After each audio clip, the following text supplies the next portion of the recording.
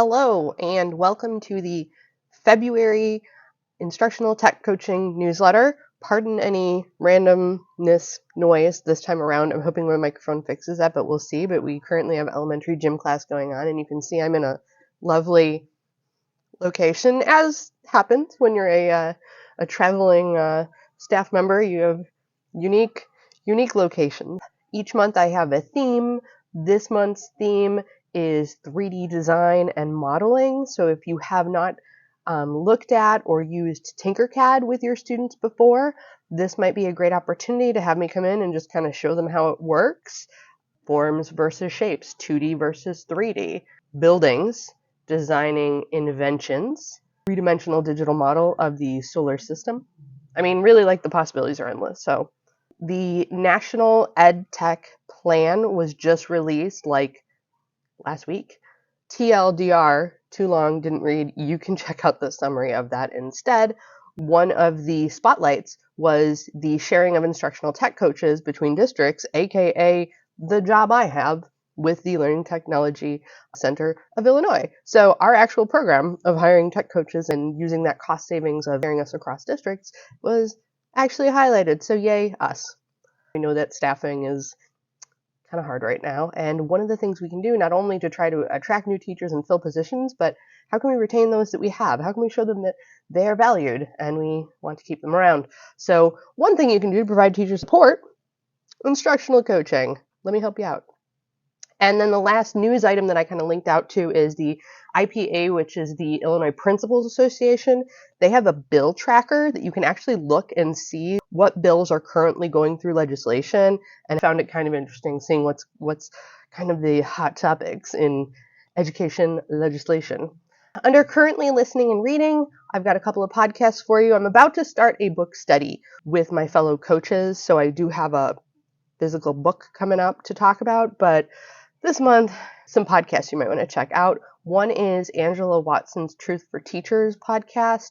There's an episode specifically about students that don't want to think for themselves or put in effort, and she has some strategies that you can try. The other podcast is not an education podcast, but a parenting podcast. It's called Good Inside with Dr. Becky, and it's basically about how not to raise entitled children. That one of the concerns she here's a lot from parents is, how do I have my kid not grow up to be like entitled and ungrateful? And I found it very fascinating. I immediately recommended it to my husband, and I will share that with you now too. Worth checking out, on your drive to or from school. Upcoming PD, we've got an AI Essentials for Educators free asynchronous course coming up in person is IdeaCon this month. Actually, I have 2 presentations. I'm doing one on early elementary coding. My second presentation is all about doing a DIY version of the Vocabulary Lyrics Lab.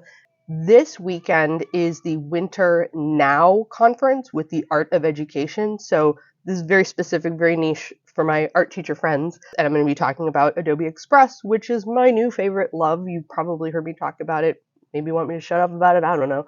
I like making class more fun by kind of bringing in these engaging or different tools. Sometimes doing something silly or fun or different helps to ease that anxiety of just classroom performance in general, especially in like kind of high pressure classes, like you're doing math problems, but if you can do math problems in a goofy way, it takes that pressure off and kind of works towards those social emotional skills of making things feel less high stakes, and therefore you can kind of get them into that zone of learning.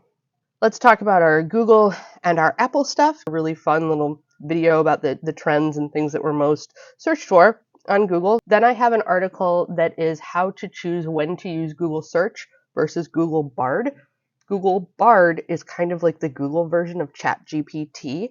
And then lastly, it's called the AI Test Kitchen, but it's Google tools that are kind of in beta. They're kind of experimental. There are some really fun things that you can kind of check out. This is a neat thing for you, first of all, as a teacher, to just check out and see cool stuff. But sometimes you find things that you can have kids do and try out, either like as a spark at the beginning of a lesson or as an early finisher thing to play around with. Now let's talk about all things Apple. If you have not checked out the Apple education community, so this is for my iPad teachers, the Apple education community is really good because they have like forums where you can ask questions and you can interact and network with other teachers that are using Apple products and using iPads. The other thing you can do is you yourself as a teacher can work on your PD, your professional development, and you can earn badges through Apple. So if you're interested and you like doing that kind of gamified badgy sort of thing, check it out. The last Apple thing I added in was actually inspired by a project we worked on in Miss Kemp's class. We'll talk about that in a minute. But Apple Clips allows you to record yourself on the iPad and have live captions come up, and it shows in words what you are saying. So if you are someone who struggles with your speaking skills, and probably not you teachers, but you, your students, it's a good way for students to kind of self-check and get that immediate feedback. Under my Just for Fun category this month, I actually found an old Instagram post from 2016. So really throwing it back here for you, but it is a picture from outside my classroom door where I had posted a couple of memes, images that were so interesting to me because they still apply to today. And then my new favorite thing, because I kind of become obsessed with these little things I find online, is I learned how to make a seamless Instagram carousel using Adobe Express. So y'all know Adobe Express is my new favorite toy. I put links to mine and then like the directions. There's a short tutorial you can find on Instagram, but there's also a longer, more in-depth YouTube video. So I linked out to all that stuff in case you're interested in being a dork with me and learning how to do stuff like that. Now let's talk about what's happening in the classrooms. So we've got Chicago Ridge. The smart labs at Lawn and Ridge Central have gotten like mini makeovers. So if you haven't checked them out, be sure to stop by. Old computers taken out, new monitors brought in. They were mounted on that like metal scaffolding column at each table. So that way students have access to the directions visually on a monitor at each table, but they have all that space of the table available to work. So we get a lot more space for hands-on activities and equipment, and just visually, like the sight lines across the room, it's fantastic. At Finley Junior High, I got to work with Miss LaChance's class, and they made weather reports, and it was fantastic. We used Adobe Express because it has that magical like video background remover, so students were able to just record themselves like this, talking to their camera. And they talked about the weather from a specific location. For a lot of them, they chose their home country, which is kind of a cool way to not only do the weather report, but kind of tell us a little something about themselves and their background.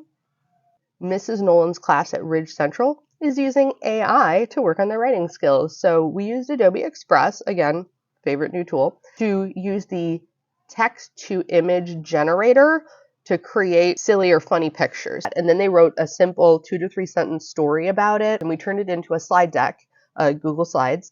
And then at South Holland, if you have not taken your Google Level 1 test yet, you need to do that. But I linked out to the Google kind of basics course. I know for some of you it's been a long time and you're like, I don't know if I'm ready.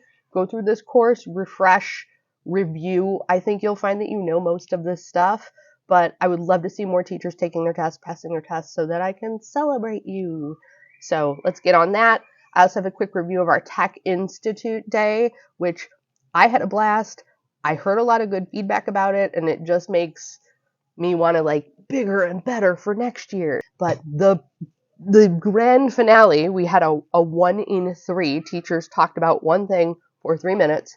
We did a wheel of names, just talked about one cool thing that they did in their classroom. It could be tech, could be not tech, could just be something different, innovative, fun. It was so great to have other teachers up and talking about what's going on in their classroom. And then it was just kind of fun to not know who was going when and to spin the names and kind of hype it up. I thoroughly enjoyed myself. Hopefully y'all did too. And I just love that we got our own people up and talking, because I love celebrating the teachers that we have. Experts from outside are cool, and I have lots of friends, but there's so much good stuff already going on in the classroom, and I really think that that needs to be highlighted as much as possible. So thank you, teachers that got up and talked, and I need more. More, please.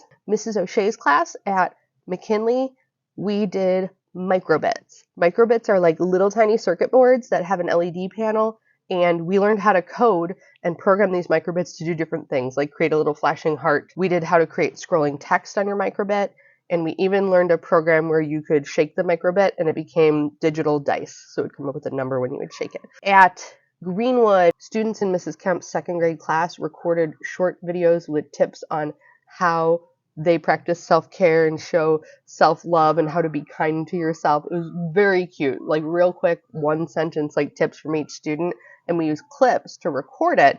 And students were immediately able to see, because we use those live titles, they were able to see if they spoke clearly, but also even if they spoke quietly, for people watching the videos, it kind of gave you like those captions so you could see what they were saying, and it was pretty darn adorable. In Mrs. Dempsey's first grade class, we did some winter landscapes using Keynote. So we thought about what are activities you do outside in the winter.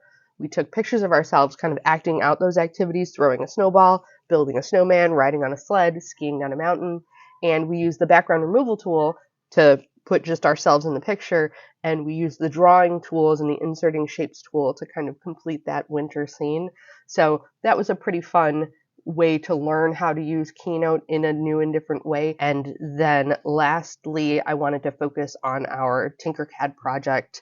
We're creating those name tag keychains / zipper pull. We've made them in Miss Hotchkiss' class and Miss Carter West class. I have some more classes coming up that want to do this project. Coming in just one time to learn a skill is great, but how can we take that skill and kind of build upon it? So learning Tinkercad to 3D model is cool. Can we actually print something 3D from it? How can we tie it in maybe with curricular goals? So not everything has to be a brand new project.